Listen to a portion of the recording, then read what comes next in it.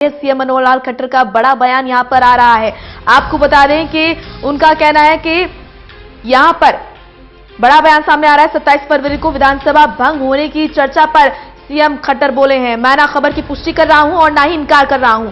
मनोहर लाल खट्टर का यह भी कहना है हरियाणा में सीएम ने विधानसभा चुनाव जल्द होने के संकेत दिए हैं और बड़ा बयान यहां पर दिया है कि 27 फरवरी को विधानसभा भंग हो सकती है और यह भी कहा है साथ ही साथ कि इस खबर की पुष्टि भी नहीं करता और ना ही इस बात से मैं इनकार करता हूं। बड़ी खबर आपको इस वक्त की दे रहे हैं जहां पर सीएम मनोहर लाल खट्टर का बयान यहां पर सामने आ रहा है और बड़ी बात उन्होंने यहां पर बोली है कि 27 फरवरी को आने वाली 27 फरवरी को विधानसभा भंग हो सकती है। ऐसे संकेत उन्होंने दिए हैं। ज्यादा जानकारी के लिए हमारे साथ जुड़ चुके हैं हमारे संवाददाता विनोद लांबा।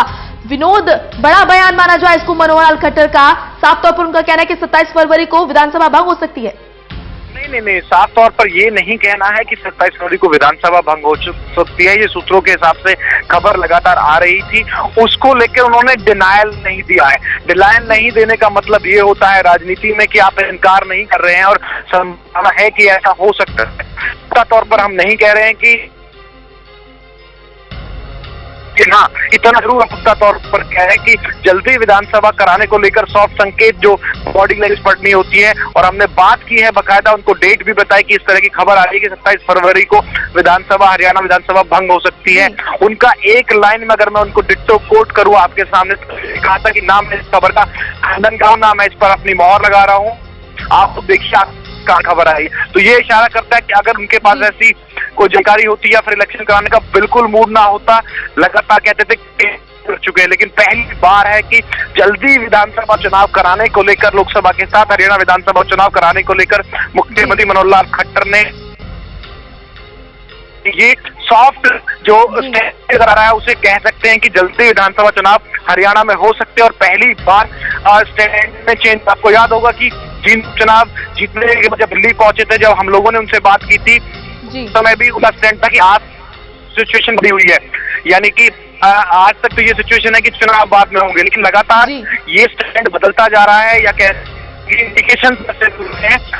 पर मैं फिर साफ कर दूं दर्शकों के लिहाज से, इस खबर पर मुख्यमंत्री ने अपनी मोहर नहीं लगाई है, किया है। जो संकेत मिल रहे हैं वो संकेत यही बताते हैं कि लोकसभा के साथ हरियाणा विधानसभा चुनाव हो सकते हैं, क्योंकि इतनी बड़ी खबर का मुख्यमंत्री से जब सीधे तौर पर तो उन्होंने खंडन भी नहीं किया है। जी बिल्कुल विनोद, इसकी मायने क्या निकाले जाए, क्योंकि वाकई बड़ी खबर है। अगर ऐसी खबर सामने आ रही है कि 25 फरवरी को विधानसभा भंग हो सकती है, अगर संकेत भी दिए गए हैं तो ये वाकई बड़ी बात है और इसकी क्या मायने निकाले जाए। इसके मायने यही है कि तारीख का कोई ऐलान हो ना हो। मैं आपको पूरी सिचुएशन समझा देता हूं, खासतौर से जो दर्शक हमें सुन रहे होंगे, देख रहे होंगे, उनके भी समझ में आ जाएगा। साफ तौर पे हरियाणा के बीजेपी के जो विधायक हैं वो मांग कर रहे हैं, मुख्यमंत्री को अपनी मांग से अवगत करा चुके हैं कि वो चाहते हैं कि विधानसभा के चुनाव लोकसभा चुनावों के साथ करा लिए जाएं। ये विधायकों की तरफ से लगातार मुख्यमंत्री मनोहर लाल खट्टर पर प्रेशर है, लेकिन वहीं सांसद हैं जो बीजेपी के मौजूदा हरियाणा से, वो इस चीज को लेकर अभी श्योर नहीं है। वो चाहते नहीं है कि दोनों विधानसभा का चुनाव साथ हो। जो पूरी एक तरह से डिमांड है वो चाहते हैं साथ कराया जाए, और जो सांसद है उनकी डिमांड है कि वो इलेक्शन बाद में कराया जाए। तो इस चीज को लेकर पेच फंसा हुआ है और मुख्यमंत्री अपने पाले में गेंद को नहीं लेना चाहते हैं। केंद्रीय नेतृत्व की तरफ गेंद का एक तरह से पास ऑन कर दिए उन्होंने और इसका फैसला कह रहे हैं कि सेंट्रल लीडरशिप हमारी करेगी। तो मुख्यमंत्री ने खबर पर ये बताता है कि बहुत हद तक संभव है कि अब हरियाणा विधानसभा के चुनाव के साथ लिए जाए, क्योंकि अगर सामने से उनसे आप पूछते हैं डेट बता के कि 27 फरवरी को आप लोग क्या कि आप भंग करने वाले हैं, उस चीज को लेकर उन्होंने अगर खबर का खंडन नहीं किया तो वो भी अपने आप में राजनीति में यही चीज चीजों पर विचार चल रहा है। फाइनल मोहर इस प्रोसेस पर सेंट्रल लीडरशिप बीजेपी की लगाएगी और वो देखना कि मुलाकात कब होती है। इसी बीच कल के बहुत जो हरियाणा के टॉप लीडर्स हैं, जिसमें के लोग भी शामिल हैं, यहाँ दिल्ली में एक मुलाकात करने वाले हैं। उसके बाद इस चीज को लेकर कुछ चीज साफ हो सकती है कि आखिरकार ये होने वाला है कि नहीं होने वाला है। तो और विनोद, जहां पर देखा जाए तो जींद में जिस तरीके से उपचुनाव में जीत यहां पर मिली है बीजेपी को, उसके बाद ही आखिर इस तरह के संकेत क्यों दिए जा रहे हैं, इससे पहले क्यों नहीं दिए गए? ठीक आपने कि जीत के बाद कॉन्फिडेंस कहीं बढ़ा है और आपने साफ जी। बिल्कुल सही रीड भी किया है और पकड़ा भी खबर को। खबर यही है कि जब पहले पूछा जाता था कम जी। से कम 3 बार टोटल न्यूज कर चुके हैं कि नहीं हम लोग 7 चुनाव में नहीं जाने वाले, लेकिन पहले इसको डिनाई नहीं कर रहे हैं। जींद उपचुनाव के जीत के बाद कहीं ना कहीं रहा है माहौल के पक्ष में है। अगर चुनाव में जी। अभी जाते हैं तो उसका कोई नुकसान नहीं होगा। हालांकि एक पक्ष जी। ये भी था मुख्यमंत्री की तरफ से 2 दिन पहले अनौपचारिक मुलाकात में कि 3 महीने में हो सकता है कि हम और अच्छा माहौल बना ले, लेकिन जी। अभी की जो मौजूदा हालात है एक बड़ा चेंज आया है अंतरिम बजट पेश होने के बाद। अंतरिम बजट पेश होने के बाद ये हुआ है कि कई ऐसे पॉइंट्स मिले, कई ऐसे में वादे किए गए हैं कि इंप्लीमेंट कराए जी। जाएंगे, चाहे किसानों की बात कर लीजिए, चाहे पशुपालन से लेकर तमाम जो योजनाएं हैं, और उन चीजों को लेकर लग रहा है कि अब अंतरिम बजट में ऐसे अच्छे जी, आपको रोकूंगी विनोद। हमारे साथ अश्विनी जी जुड़ चुके हैं, जेजेपी मीडिया प्रभारी हैं। अश्विनी, यहाँ पर बड़ी खबर आ रही है अश्विनी जी के विधानसभा भंग हो सकती है, ऐसे संकेत दिए जा रहे हैं, क्या इस पर कहेंगे आप?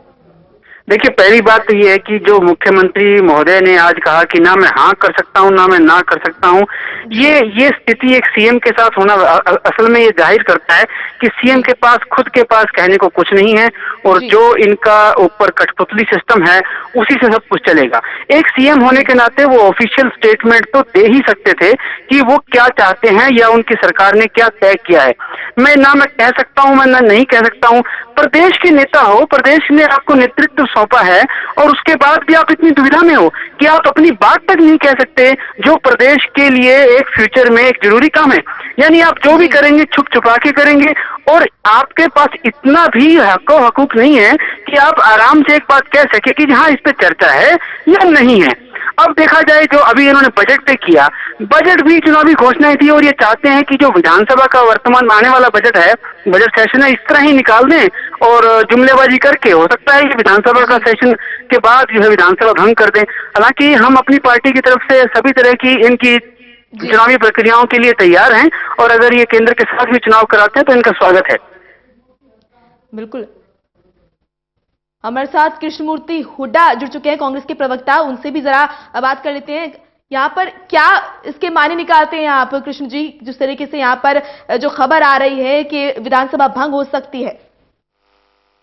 देखिए, जींद विधानसभा उपचुनाव की जो रिजल्ट आए हैं उसके हिसाब से तो निश्चित तौर पे विधानसभा भंग भी करेंगे और चुनाव साफ कराएंगे। 5 महीने पहले चुनाव कराएंगे क्योंकि अब ये आश्वस्त हैं कि दोबारा सरकार बनेगी, लेकिन चुनाव जो होता है बाई इलेक्शन होता है हमेशा गवर्नमेंट का होता है।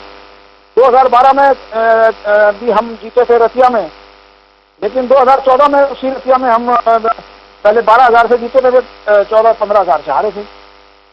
तो ये इस चक्कर में है, सरकार के मोदी जी की हवा है, जैसे पहले भी उसी हवा में हम भी कर जाएंगे। तो मुझे लगता है कि सरकार चुनाव लोकसभा के साथ कराएगी। बिल्कुल। और कृष्ण जी, यहाँ पर क्या लगता है आपको कि सीएम ने यहाँ पर ऑफिशियल अनाउंसमेंट क्यों नहीं की? इसके पीछे क्या कारण मान रहे हैं आप? देखिए, ऑफिशियली अनाउंसमेंट वो खुद दुविधा में है। उनके बहुत से एमएलए इस चक्कर में है कि कार्यकाल पूरा करें, 5 महीने क्यों छोड़े, क्योंकि बहुत से एमएलए उनकी और मंत्रियों की हालत बहुत खस्ता है, क्योंकि वो चुनाव में उनकी हार निश्चित है। तो वो इस चक्कर में है कि वो सरकार पे और मुख्यमंत्री पे दबाव डाल रहे हैं कि वो चुनाव लोकसभा के साथ ना कराएं। चलिए, आपका बहुत बहुत शुक्रिया कृष्ण जी। एक बार फिर जाएंगे अश्विनी जी के पास, जेजेपी से हमारे साथ अश्विनी जी जुड़ चुके हैं। अश्विनी जी, यहाँ पर क्या माना जाए, आखिर इसके पीछे ठोस वजह क्या मानी जाए कि इस तरह की जो खबरें हैं वो जींद उपचुनाव की जीत के बाद ही आ रही है? देखिए, जींद उपचुनाव में इन्होंने एड़ी चोटी का जोर लगाया और जो सरकार का अपना तंत्र है उसको भी इस्तेमाल किया, तब जाके इनको कहीं उसमें सहानुभूति के वोट भी रहे और तब जाके इनको कहीं बड़ी मुश्किल से जीत हासिल हुई है। तो ऐसे में सरकार को पता है कि इनकी जमीन असल में खिसक चुकी है और जो जींद उपचुनाव का जो खबर बनी है, हम इसको जीत तो जीत है ही, लेकिन जो खबर बनी है उसके ऊपर अपना ये एजेंडा बिल्ड करना चाहते हैं।